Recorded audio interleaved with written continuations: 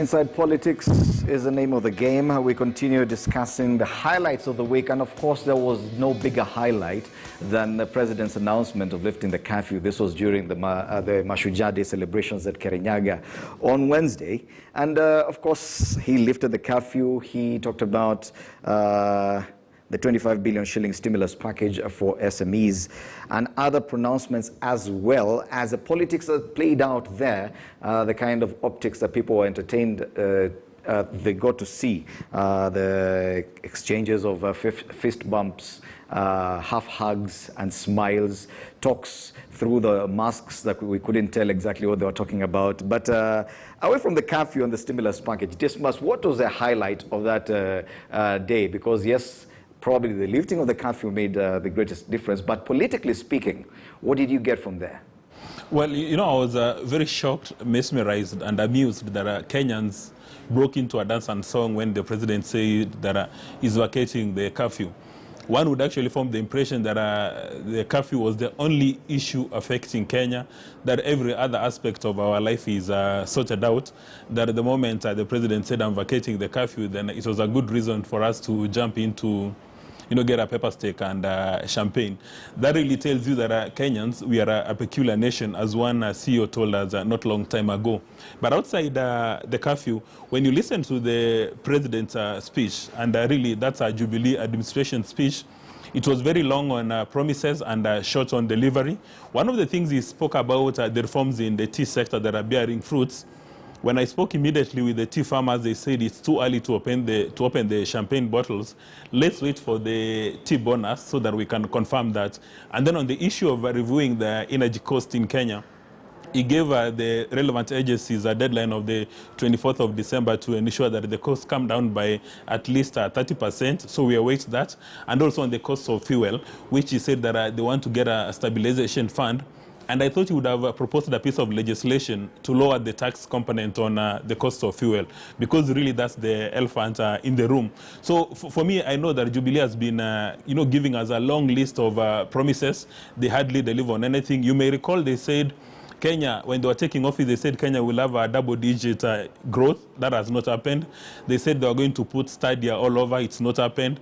They said students and pupils were going to receive laptops. That has not happened. So really, for the Jubilee administration, you have to wait for delivery before you can break into a dance and song. But obviously, the highlights was what are the politicians, apart from the president, spoke of. And you saw all of them struggling, right from Musalia Mudavadi, Raila Odinga, and William Samoei Ruto, to speak to the Mount Kenya voting bloc in their mother tongue and try to manage the expectations.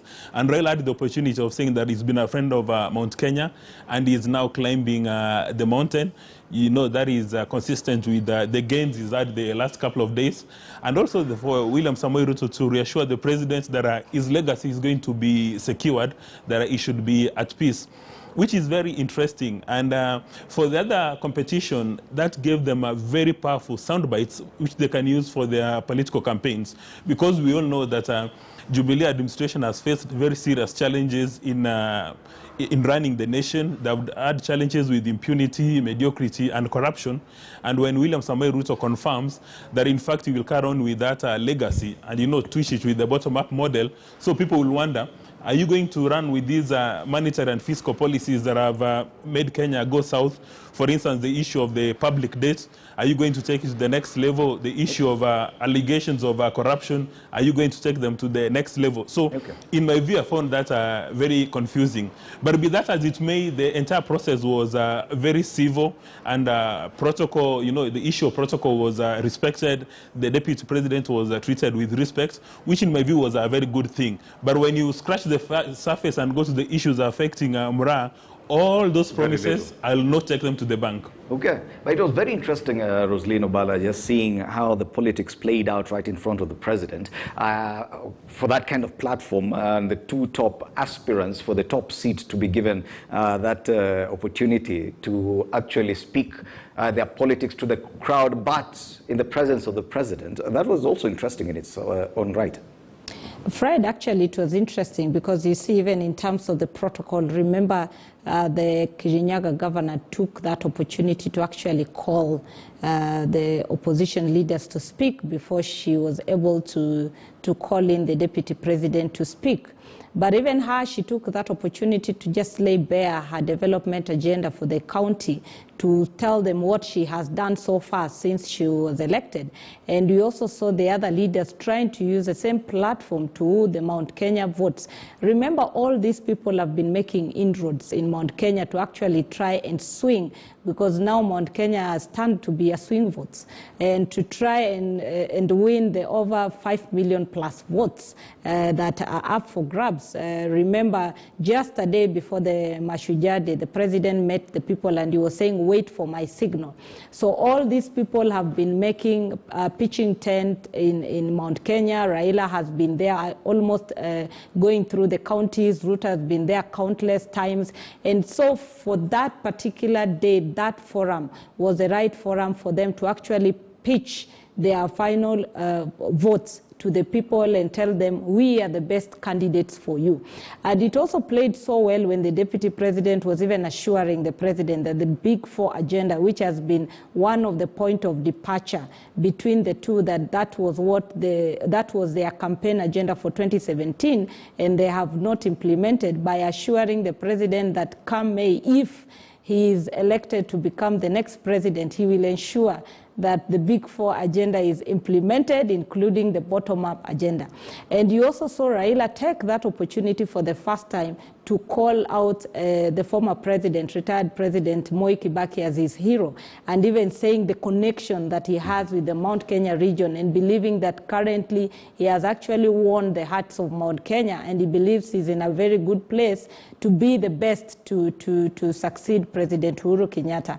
It was also quite a very interesting time that, remember, this is the first time we were seeing these leaders were coming on the same platform after making calls, using derogative statements against each other, the president not being seen with these people together. And this was the first time we were seeing the president and the deputy president greeting, and that quite caused a stir on social media, because people were trying to see, as much as they were in masks, just to see what exactly was the connection between the two, and even the way they greeted with opposition leader Raila, and some of the opposition leaders like Governor Joho and Governor Anyang' Nyong'o.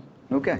Wakili Nyaribo, it was also interesting to see how highly regarded the president is by all these politicians. They took this opportunity because up until now, some politicians have been saying he's a lame duck president. He only has 10 months before he leaves office. He has no say on his succession, and probably even his say within Mount Kenya region is not that strong. But looking at the top politicians using the platform where in the presence of the president to try and sell their agenda, that says something, because separately they had the opportunity on different platforms to do the same. But this time they saw the president is here. Probably this is a better opportunity. Don't you think that says is a statement on the strength that the president still wields?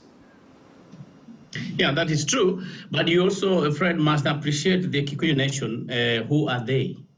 I mean, you see, this is a community that is joined not only by political aspirations, but by financial interests, by money-making skills and tricks, by coming together to preserve the long history of trying to be a powerhouse economically, trade-wise, and anyway, in the issue of money making. So that even if you agree with a hustler for the rest of 3 to 4 years, in the evening, chickens must come home. I mean, they will go back together to each other. And we saw that during the BBI mobilizing when the head of state took them to Karatina, and they all agreed. In one day, they agreed that this is exactly what we will do, which reminds us that, yes, you may say Uhuru Kenyatta himself is a powerhouse within Mount Kenya, no doubt about that. But even Mwai Kibaki, when he was head of state, he was a powerhouse. If you look at even other leaders, John Michuki, Kamodo, I mean, many of those people who have come from Central Kenya, as I've told you, they are normally conjoined because of the issue of hard-working, money-making ventures, which they don't easily find in any other part of the country. And that's why you saw Uhuru telling you can actually hire Kikuyu, but you can't buy him. Having said this, Fred, there is a point you've left out. Ruto gained during Mashujaa Day's speech. I mean, let's be frank and honest. Even where we don't like somebody, Ruto gained a big way. I mean, you could see the relations, the support, and people rising up to clap for him. Ruto gained on this particular day. And probably it means he gained a few more supporters towards his presidential bid. But also, if you look at the way he gained, it is the same way Raila Odinga gained within Mount Kenya.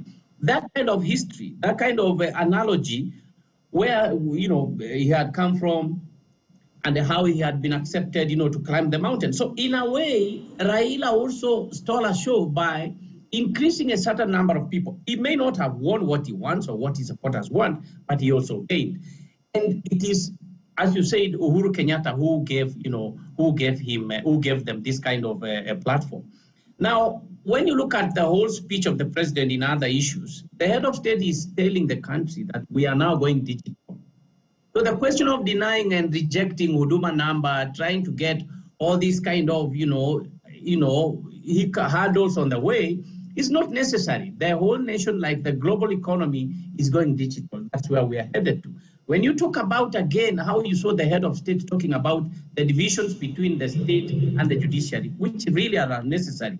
Again, he was saying, I will go ahead and fulfill my mandate irrespective of what number of orders I get. Honestly, I think that was a minus on his part and his speechwriters.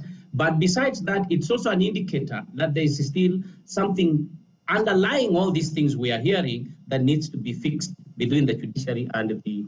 Of course, in matters of education, he spoke about the CBC, which again, some people are trying to block in the court.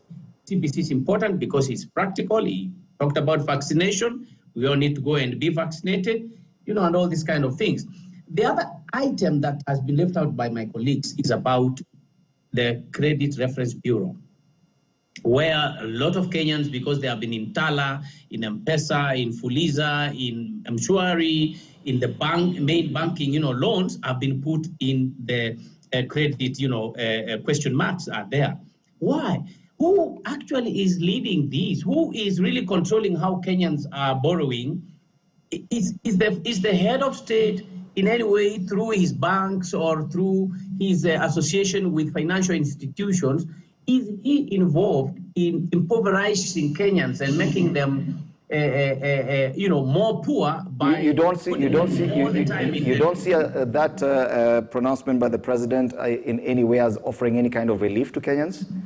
That is a serious relief he offered. But Fred, I'm trying to tell you, look at the bigger picture. I mean, you cannot create a situation and then you relieve me the next day. So this must be really looked into by financial institutions. Were financial institutions consulted before making that a sweeping statement that, okay, fine, now you have a relief from today or from 2020? I don't know. But this is an underlying issue as well for Kenyans. And if it is properly addressed, my belief is that Kenyans would be more relieved than giving them a 1 year, relief.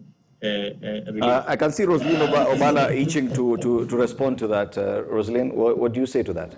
I think the clarity on what the president talked about, removing people from the Credit Reference Bureau, was specifically targeted to the small income people, the SMEs.